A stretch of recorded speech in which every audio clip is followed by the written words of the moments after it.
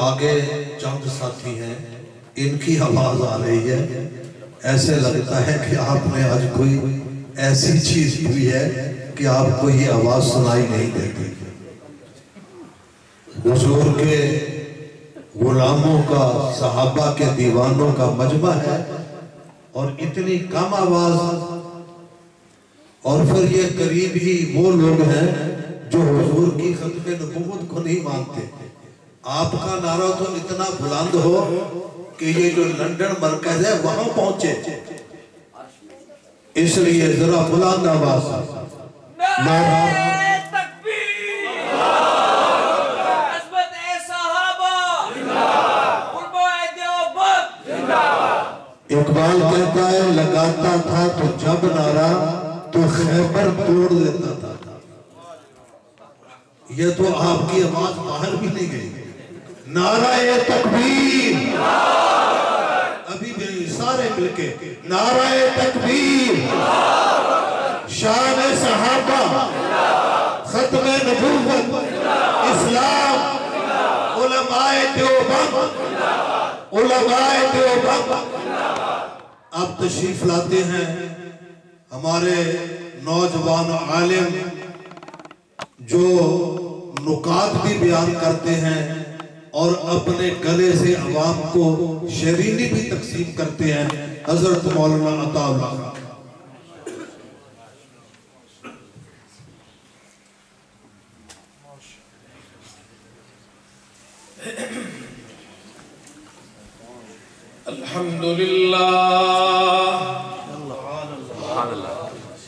الحمدللہ وکفا وسلام علی عبادہ الذین اصطفیٰ، اما بعد فاعوذ باللہ من الشیطان الرجیم، بسم اللہ الرحمن الرحیم۔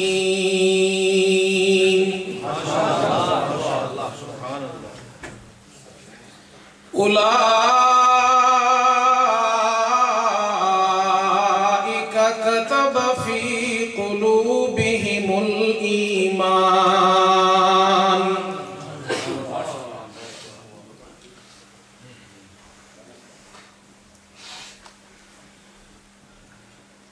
فرمایا کہ بو بکر یکسو علی ایک جانب،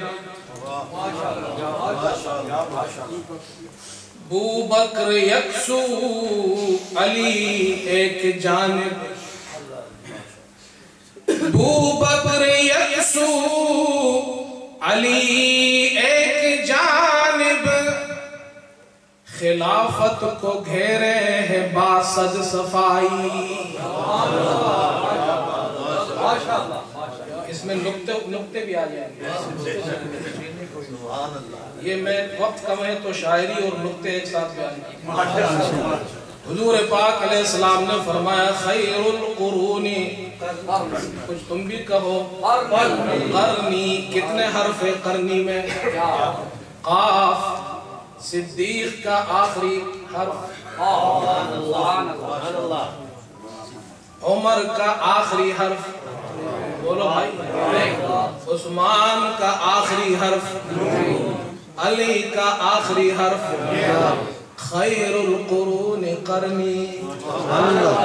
ابو بکر یکسو علی ایک جانب، خلافت کو گھیرے ہے باسد صفائی، الف اور یا کی طرح ان کو جانو۔ آواز ان کی ہونی چاہیے،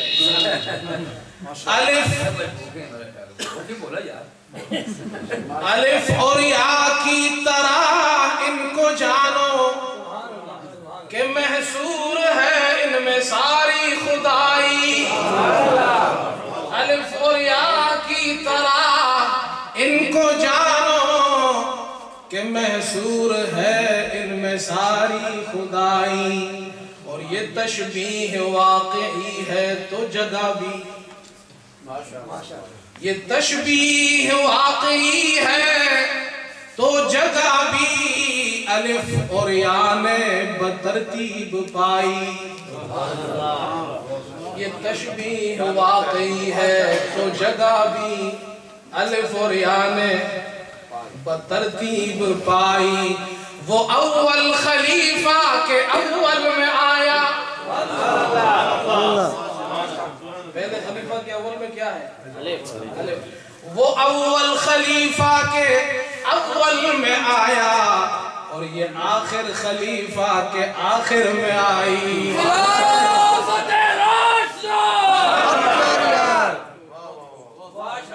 وقت کم ہے اس لیے میں بیان نہیں کروں گا.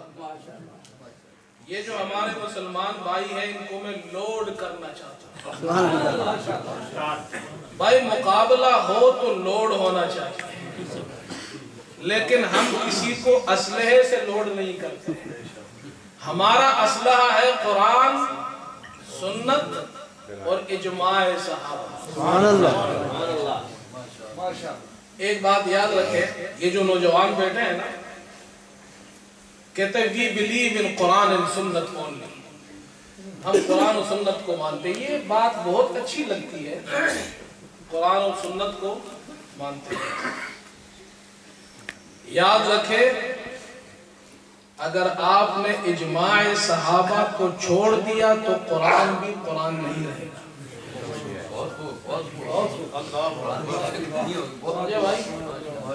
اجماع صحابہ کو چھوڑ دیا تو you cannot believe in Quran anymore.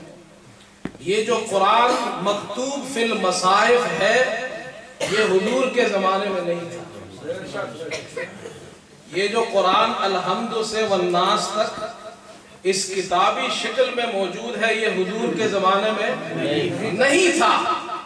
ابو بکر صدیق رضی اللہ تعالی عنہ کے زمانے میں قرآن مجید کو ایک کتابی شکل دی گئی، اسی کا نام اجماع صحابہ ہے. میں آگے نہیں جاتا، بس یہ ایک ہی نقطہ یاد رکھیں. اور بھی بہت سی مثالیں ہیں. تراویح بھی ختم ہو جائے گی، جمعے کی 2 اذانیں بھی ختم ہو جائیں گی. سبحان اللہ. سمجھ گئے بھائی؟ ایک نقطہ یاد رکھیں. ہم ابو بکر صدیق رضی اللہ تعالی عنہ سے لے کر حضرت علی تک تمام صحابہ، تمام اہل بیت، ازواج مطہرات سب کو مانتے ہیں اور سب کی مانتے ہیں. سب کو مانتے ہیں اور سب کی. 3 قسم کے لوگ ہیں. ایک ہے اہل سنت والجماعت جو سارے صحابہ کو مانتے ہیں اور سارے صحابہ کی مانتے ہیں. ایک جماعت وہ ہے جو کہتے تو ہے کہ ہم صحابہ کو مانتے ہیں لیکن صحابہ کی نہیں مانتے. کہتے ہیں ہم صرف قرآن و سنت کو مانتے ہیں. تو اجماع کو اگر نہیں مانا تو آپ کہتے ہیں کہ ہم صحابہ کو مانتے ہیں لیکن صحابہ کی نہیں. کہتے ہیں جی اللہ نے حکم دیا ہے قرآن کا اتباع کرو، صحابہ کا سنت کا اتباع کرو، صحابہ کے اتباع کا حکم نہیں ہے. ارے نادانو، یہ ایک نقطہ بیان کرتا ہے. فرمایا والسابقون الاولون من المہاجرین والانصار والذین اتبعوہم بإحسان. ایک تو وہ سبقت لے جانے والے صحابہ ہیں مہاجرین، اور یہ کہاں تک ہے علماء نے اس کی آخری حد بیان کی ہے صلح حدیبیہ. یہ سابقون ہے، لیکن صلح حدیبیہ کے بعد بھی صحابی بنے یا نہیں بنے؟ والذین اتبعوہم میں وہ صحابہ داخل ہیں. جب صحابہ کی اتباع کرتے ہیں تو ہم اور آپ کون ہوتے ہیں؟ نہیں سمجھے بھائی؟ والذین اتبعوہم میں کون شامل ہے؟ صلح حدیبیہ آخری حد لے لو، اس کے بعد کے صحابہ شامل ہے. وہ کس کی اتباع کرتے ہیں؟ سابقین صحابہ کی. متاخرین صحابہ، متقدمین صحابہ کی اتباع کرتے ہیں. 14ویں صدی کا مولوی کہتا ہے میں قرآن سنت کو مانتا ہوں تو اجماع صحابہ کو نہیں مانتا. اور ایک تیسری جماعت ہے وہ کہتے ہیں نہ ہم صحابہ کو مانتے ہیں نہ ہم صحابہ کی مانتے ہیں. تو ہم ان سے کہتے ہیں مختصر وقت میں یہی کہہ سکتے ہیں شاہ صاحب کی زبانی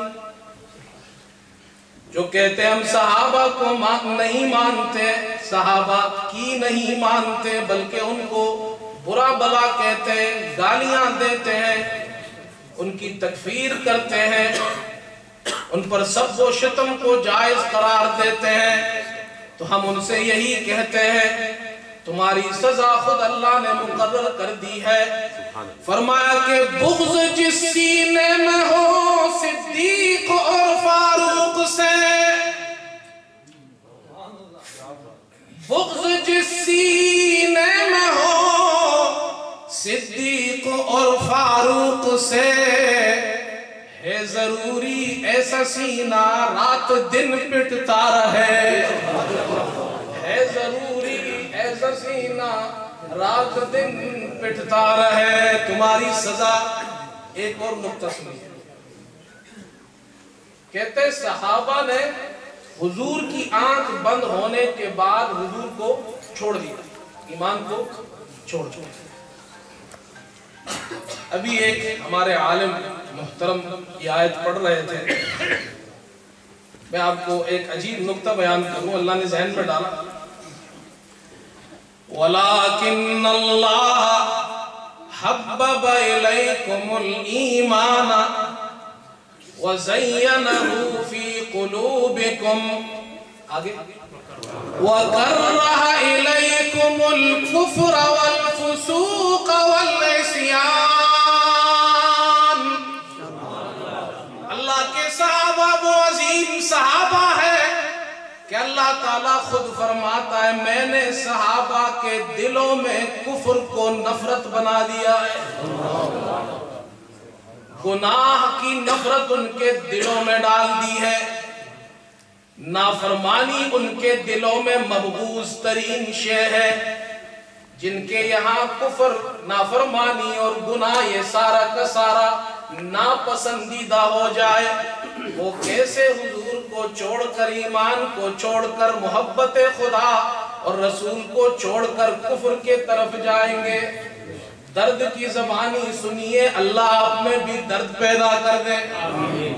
درد کو جانتے ہو بھائی, انگلینڈ والے اب اردو بھول رہے ہیں, آپ کو کیا معلوم درد کون تھا.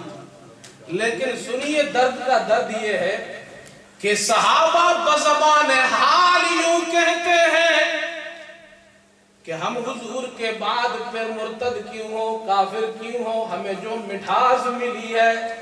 فرمایا کہ جائیے کس واسطے اے درد میں خانے کے بیچ, جائیے کس واسطے اے درد میں خانے کے بیچ.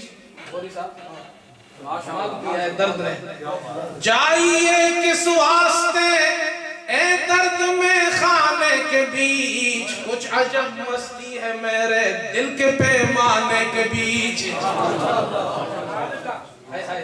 وہ مستی کیا تھی اس کو بھی ذرا بیان کر دوں. اس دل کو اللہ کے پیغمبر نے صاف کیا تھا. تابعین تبع تابعین اولیاء اکرام کے دلوں کو تو کسی پیر نے صاف کیا ہوگا, میرے بلال کے دل کو تو وَيُزَكِّيهِمْ اللہ کے پیغمبر نے صاف کیا تھا. صرف صاف نہیں کیا تھا, جائیے کس واسطے اے درد پیمانے کے بیچ, کچھ عجب مستی ہے میرے دل کے پیمانے کے بیچ. اور یہ عجب مستی کیا تھی, یہ وہ مستی وہ تھی اولائکا کتب فی قلوبہم الایمان, جن کے دلوں میں اللہ نے ایمان کو لکھ دیا تھا. پورے قرآن میں دیکھیں صرف صحابہ کے لیے یہ جملہ استعمال ہوا ہے, اللہ نے ان کے دلوں میں ایمان کو لکھا ہے, کسی کے لیے نہیں استعمال, کسی کے لیے نہیں. جائیے کس واسطے اے درد میں خانے کے بیچ کچھ عجب مستی ہے میرے دل کے پیمانے کے بیچ. اور صحابہ کے قلوب بڑے عجیب سے. ایک طرف تو فرمایا کتبہ فی قلوبہم الایمان. اللہ کو معلوم تھا کچھ لوگ بعد میں پیدا ہوں گے جو صحابہ کے دلوں کو اندر جھانکنے کی کوشش کریں گے. تو میں آج ہی تمہیں ان کے دل دکھا دیتا ہوں. نہیں سمجھے بھائی؟ قرآن کھولو صحابہ کا دل کھل رہا ہے. قرآن کھولو صحابہ کا دل کھل رہا ہے. اللہ تمہیں صحابہ کے دلوں کی زیارت کراتا ہے. ایک طرف تو میرا خدا کہتا ہے اولئک کتب فی قلوبہم الایمان. دوسری طرف فرمایا او منافقوں، او صحابہ سے نفرت کرنے والوں، صحابہ سے دشمنی کرنے والوں، تمہیں صحابہ کے دلوں میں کیا نظر آئے؟ آؤ میں تمہیں بتاؤں صحابہ کے دل کیا ہے. اولئک الذین امتحن اللہ قلوبہم. سبحان اللہ. تمہیں امتحان کرنے کی ضرورت نہیں، میرے صحابہ کے دلوں کو چیک مت کرو، میں اللہ نے خود چیک کر لیے ہیں. اچھا اب آخری بات کر کے ختم کرتا ہوں ورنہ یہ نکتے تو نکلتے رہیں گے.